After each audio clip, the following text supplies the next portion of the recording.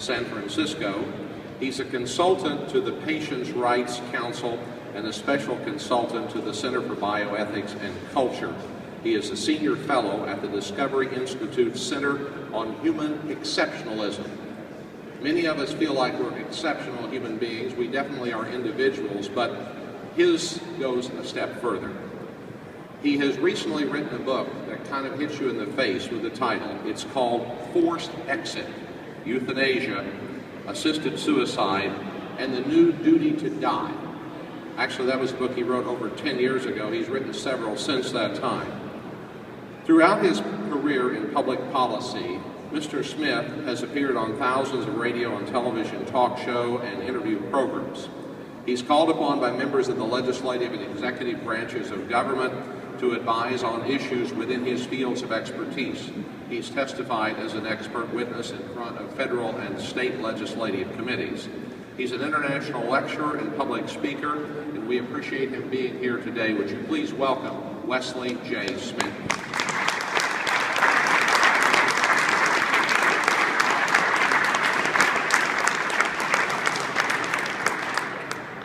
Boy, what a beautiful, beautiful Capitol. We should be very proud as Iowans. I was very honored to meet Governor Branstad. I'm not sure how honored he was to meet me. He came over and said, "All right, who let you in?" Also had weather whiplash today. Woke up and it was snow and sleet and ice. Now, I'm from California. I'm not even sure what that is. And now look at it. I'll accept your thanks anytime. I brought it. I really appreciate the opportunity to speak here. It is quite an honor to be in front of you all and to speak on an issue that I think it's too short a shrift in our public discourse, and that is the assisted suicide issue. Assisted suicide, when you think about it, is one of the most radical agenda items to come down the public policy pike, if you will, in the last several hundred years. Think about this. 100 years ago, if you had appendicitis, you died in agony. 100 years ago, if you contracted bone cancer, you died in agony. 100 years ago, in fact, the Civil War veterans who were honored in your rotunda, if they got a gut wound during the Civil War, they died in agony. And yet at those times, there was no discussion about death with dignity. There was no discussion about legalizing euthanasia. There was no discussion that somehow being poisoned to death with a drug overdose was more dignified and respectable than dying a natural death. And we have to think about why that is. When you talk to elderly people and people say, well, I support assisted suicide because I don't want to be a burden. How did we make it so that our fathers and mothers, our aunts and our uncles think they can possibly be a burden upon us? We need to look very hard in the mirror and look to find out what it is that we are doing to make people feel unwelcome if they are ill, if they are disabled, if they are elderly, or if they are dying. Because when you say, okay, we'll allow assisted suicide for some people, you are sending a very loud and clear message that their lives don't matter as much as the lives of other people who you would give suicide prevention to. It is a lack of equality.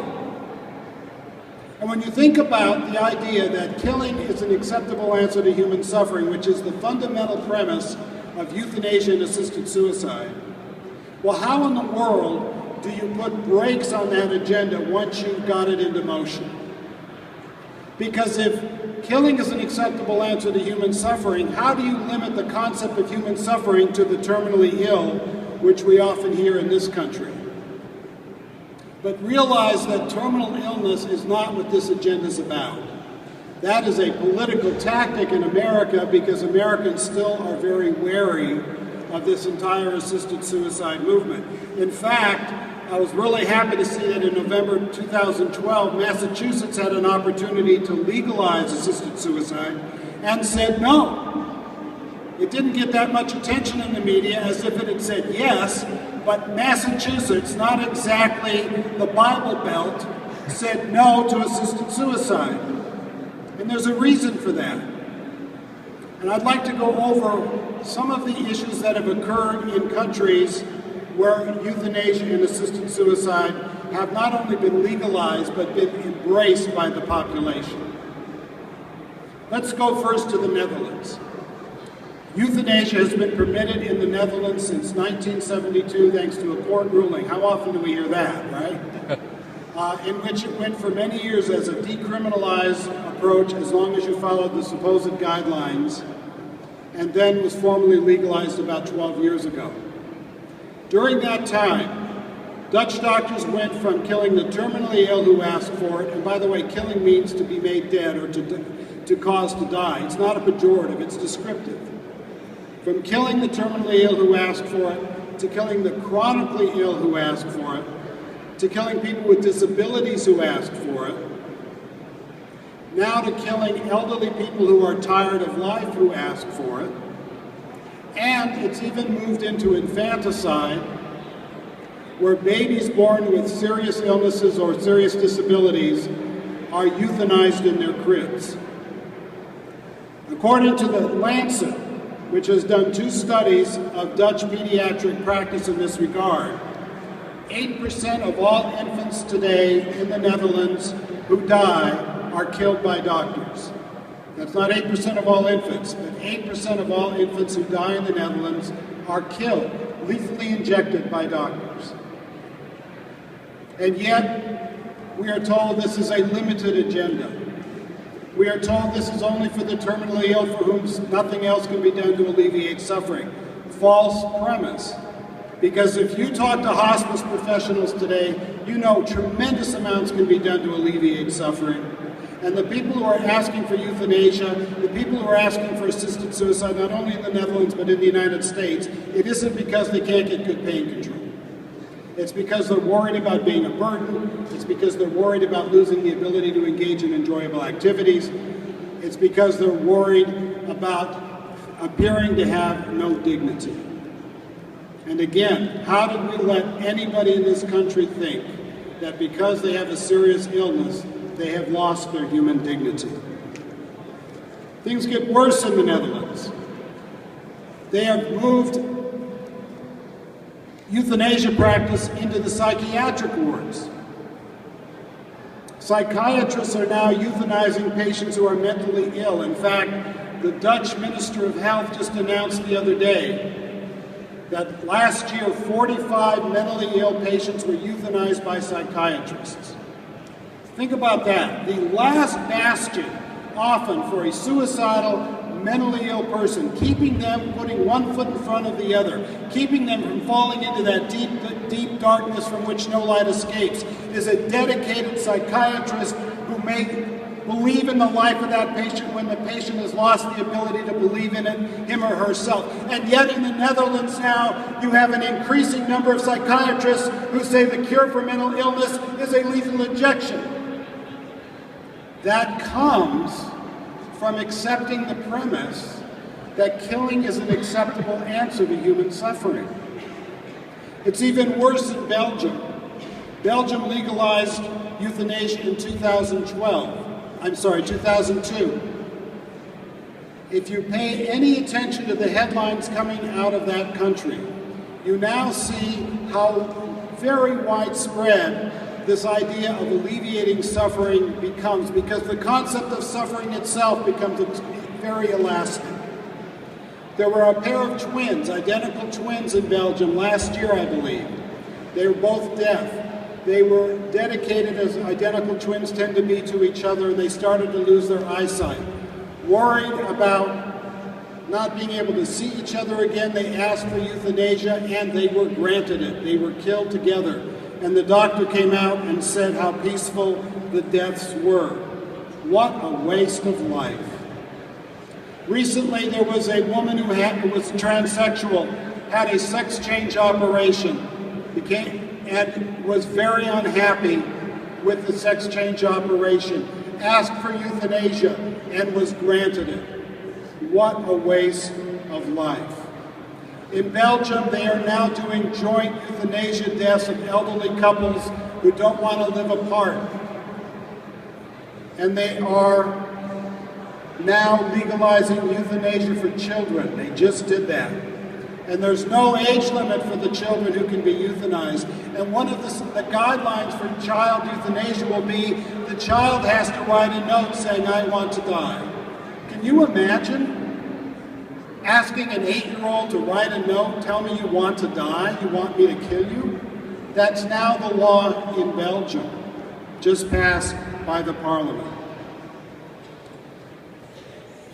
This is the kind of thing that happens when you lose the idea that all life has equal intrinsic value simply and merely because it's human. This is the kind of thing that happens when you think that ending suffering should extend to eliminating the sufferer. Now I hear people saying, yes, Wesley, this is happening in Belgium, this is happening in the Netherlands, and by the way, this is not slippery slope argumentation. People say, oh, you're being an alarmist, you're arguing the slippery slope. No, I'm arguing facts on the ground. These are undeniable, fundamental, citable facts that have occurred in Belgium and occurred in the Netherlands. In Switzerland, they have suicide clinics where people fly in to be made dead. And they've had the same kind of suicides there. That's pro-suicide culture. You've had joint suicides. You've had suicides of disabled people. And you've had suicides the Supreme Court of Switzerland declare a right to suicide for the mentally ill, as occurs in the Netherlands. People will say, but Wesley, that's not happening in Oregon where we have assisted suicide, or Washington, and indeed, they are not killing people in Washington or Oregon who are mentally ill. Why might that be? First, in this country, we haven't gone as far down that moral cliff as they have in the 3 countries I mentioned. But that doesn't mean there haven't been any abuses. I want you to all go home or turn on your computers when I'm done speaking, turn on your phones, and Google the name Barbara Wagner. In 2008, Barbara Wagner had terminal lung cancer. Her doctor prescribed life-extending chemotherapy.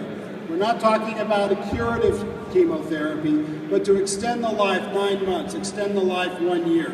That is a legitimate and normal part of ordinary cancer care. She was dying. She wanted to live as long as she could. Her doctor prescribed chemotherapy. But Oregon has rationed health care in Medicaid.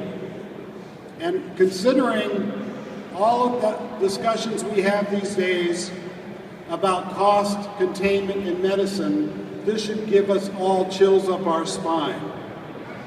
Medicaid in Oregon refused to pay for the treatment of Barbara Wagner to have her life extended 9 months or a year, and sent her a letter saying, but we will pay for your assisted suicide.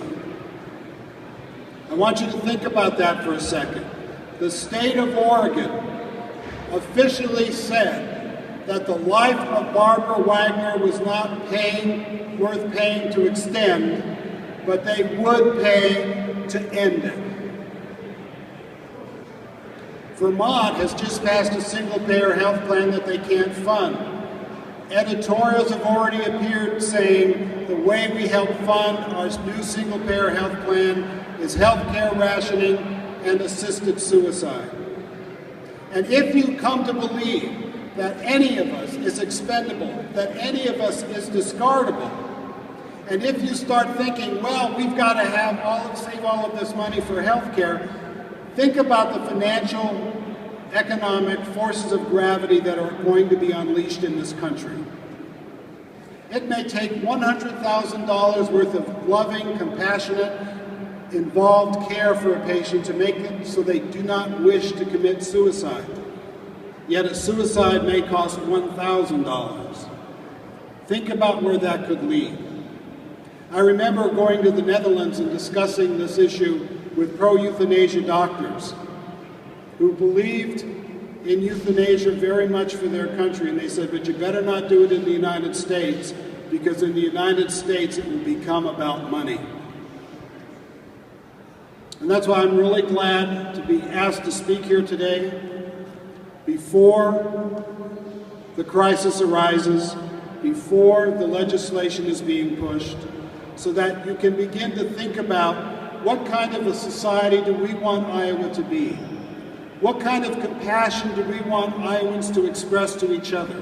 What kind of medicine do we want Iowa doctors to practice? Is it going to be one of inclusion, one of equality, one of care, or is it going to be one of abandonment, one of killing, and one of cost containment based on some of us not staying in this world? Thank you very much for your time, your attention, and for your hospitality.